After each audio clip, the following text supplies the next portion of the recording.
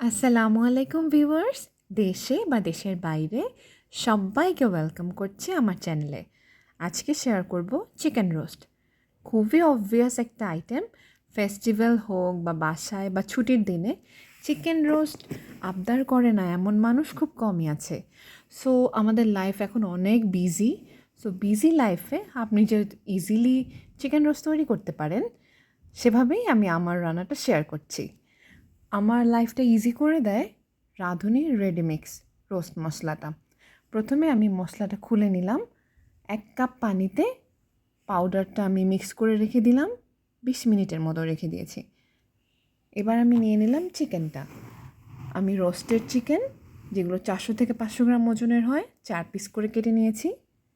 দিয়ে দিলাম টক দই আর অল্প সামান্য লবণ। ভালো করে মিক্স করে কিছুক্ষণ রেখে দিলাম। আর যদি কেউ টক মিষ্টি দই ইউজ করেন, তখন আপনি সাথে একটু লেবু রস দিয়ে দিবেন, তাতেও আপনার কাজ হয়ে যাবে। এবার আমি নিয়ে নিলাম সয়াবিন তেল, একটু বেশি পরিমাণে নিয়েছি বেরেস্তার জন্যে। সাথে দিয়ে দিয়েছি 1 চামচ ঘি। 1 কাপ পরিমাণ পেঁয়াজ নিয়ে নিয়েছি বেরেস্তার জন্য। আপনি হালকা একটু লবণ দিতে পারেন। পেঁয়াজটাকে এরকম হালকা গোল্ডেন ব্রাউন করে ভেজে নিতে হবে। বেশি ডার্ক করা যাবে না, হালকা হলেই হবে। এরপরে সেই একই তেলে আপনি চিকেনটা ভেজে নেবেন। চিকেনটা খুব হাই ফ্লেমে ভাজতে হবে। চিকেন বেশি সিদ্ধ করার দরকার নাই, জাস্ট আপনি একটু শক্ত করার জন্য চিকেনটা উল্টে পাল্টে একটু ভেজে নেবেন। অনেকে চিকেনের সঙ্গে একটু জর্দার রঙও মিশিয়ে দেন বা ফুড কালার ইউজ করেন, কিন্তু আমার বাচ্চারা সেই জর্দা কালারের রোস্টটা পছন্দ করে না, তাই আমি সেটা দিলাম না। আপনাদেরকে হাই ফ্লেমটা দেখিয়ে দিচ্ছি। এখানে যদি আপনি লো ফ্লেম ইউজ করেন, তাহলে কিন্তু চিকেনটা সিদ্ধ হয়ে যাবে। সো সেটা করা যাবে না। আমি এবার একটা বড় পাতিল নিয়ে নিয়েছি। সো সেই বড় হাঁড়িতে 4টা 5টা এলাচি, 2টো দারচিনি দিয়ে এবার আমি পেঁয়াজ বাটা 1/4 কাপ, 1 টেবিল চামচ আদা বাটা, 1 টেবিল চামচ রসুন বাটা ভালো করে কষিয়ে নিচ্ছি। রোস্টের মধ্যে আপনার মশলা কষানোটা কিন্তু খুব ইম্পর্ট্যান্ট। আপনি যত ভালোভাবে কষাতে পারবেন, তত ভালোই কিন্তু আপনার ঝোলটা হবে। সো আমি এবার দিয়ে দিব সেই মশলাটা, যেই পেস্টটা আমি পানি দিয়ে 20 মিনিট রেখে দিয়েছিলাম, সেই রেডিমিক্স মশলার পেস্টটা এখন আমি দিয়ে দিলাম। চুলা কিন্তু হাই ফ্লেমে আছে। হাই ফ্লেমে রেখেই আপনাকে কাজ করতে হবে।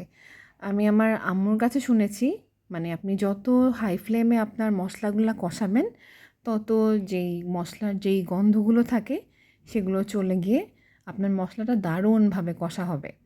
এবার দিয়ে দিলাম 1 টেবিল চামচ মরিচ গুঁড়ো। আপনি একটু মরিচ গুঁড়ো কম বেশি করতে পারেন, তবে আমরা একটু ঝাল রোস্টটা খেতে প্রেফার করি। সো আমি এখানে অতটা মরিচ গুঁড়োই দিয়েছি।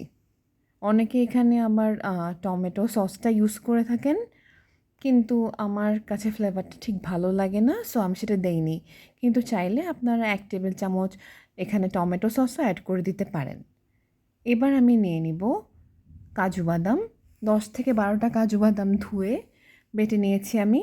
সেই পেস্টটা আমি দিয়ে দিলাম। অল্প একটু লেবুর রস ছিটিয়ে দিচ্ছি। মশলা কিন্তু হাই ফ্লেমেই আছে, আর মাঝে মাঝে নাড়তে হবে। নাড়া কিন্তু বন্ধ করা যাবে না, কারণ এখানে অনেক রকম মশলার মিক্সটা আপনি দিয়ে দিয়েছেন। মশলা যদি নাড়া বন্ধ করে দেন, তাহলে কিন্তু তলে আটকে যাবে, জিনিসটা পুড়ে যাবে। সো এই মশলাটাই যেহেতু ইম্পর্ট্যান্ট কষানোটা, আপনাকে হাই ফ্লেমে মশলাটা কষাতে হবে। মশলাটা যখন তেলের ওপর চলে আসবে, এই মুহূর্তে আমি দিয়ে দিলাম চিকেনগুলো, ভাজা চিকেন যেগুলো আমি রেখে দিয়েছিলাম। চিকেনটা দিয়ে আপনাকে ভালো করে ভেজে নিতে হবে। যত ভালো করে আপনি চিকেনটা ভাজবেন, তত ভালো হবে আপনার খেতে।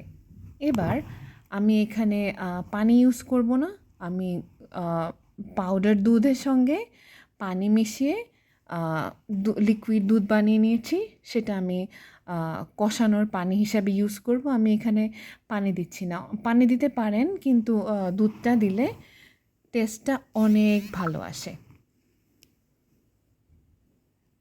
এভাবে আপনার হাই ফ্লেমে আপনাকে মাংসটা সিদ্ধ করে নিতে হবে।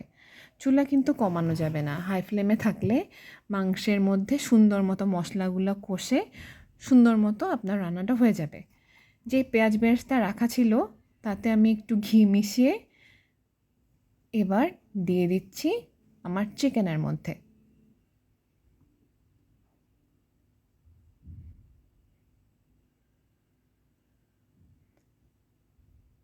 এবার ভালো করে উল্টে পাল্টে নেড়ে দেওয়ার পালা। নাড়াচাড়া কিন্তু বন্ধই করা যাবে না।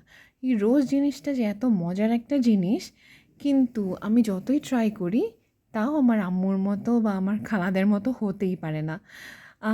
আমরা আসলে এত বেশি ব্যস্ত থাকি, সো আমাদের জন্য আমাদের মা খালারা যেই ধরনের প্রিপারেশনস ইউজ করতেন, যেই ধরনের মশলা, অনেক রকমের আইটেমস ইউজ করতেন, আমরা আসলে অতগুলো পারি না। তারপরেও এই বিজি লাইফে আপনি যদি এই জিনিসগুলো দিয়ে আপনি রোস্টটা করেন, আশা করছি সবাই পছন্দ করবে। এবার দিয়ে দিতে হবে হালকা একটু গোলাপ জল, আপনি কেওড়া জল ইউজ করতে পারেন। কাঁচামরিচগুলো দিয়ে দিতে হবে, খুব সুন্দর অ্যারোমা আসবে। কাঁচামরিচের মাথাটা একটু ছিঁড়ে দিবেন হাত দিয়ে, তাহলেই হবে। এবার চুলাটা একটু আস্তে করে দিতে হবে, তেলটা উপরে উঠে আসছে। এখন আমি আসলে বাসায় মাওয়া কিনতে ওভাবে চাই না, আমি বাসায় মাওয়াটা বানিয়ে নিই। পাউডার দুধে একটু ঘি দিয়ে একটু হাতে গুঁড়ির মতো করে দিলে আমার এটাই হোমমেড মাওয়া হয়ে যায়। তো আমি এটাই ইউজ করি আমি যখন রোস্ট তৈরি করি। আপনারাও যখন করবেন বাসায় ট্রাই করে দেখবেন কেমন হয়। আমাকে ফিডব্যাক জানাতে পারেন, আপনারা কমেন্টে লিখতে পারেন যে কেমন হলো আপনাদের রোস্ট। এই যে ready to it, ready to serve roast আপনাদের সামনে। ভালো থাকুন পরিবারের সঙ্গে।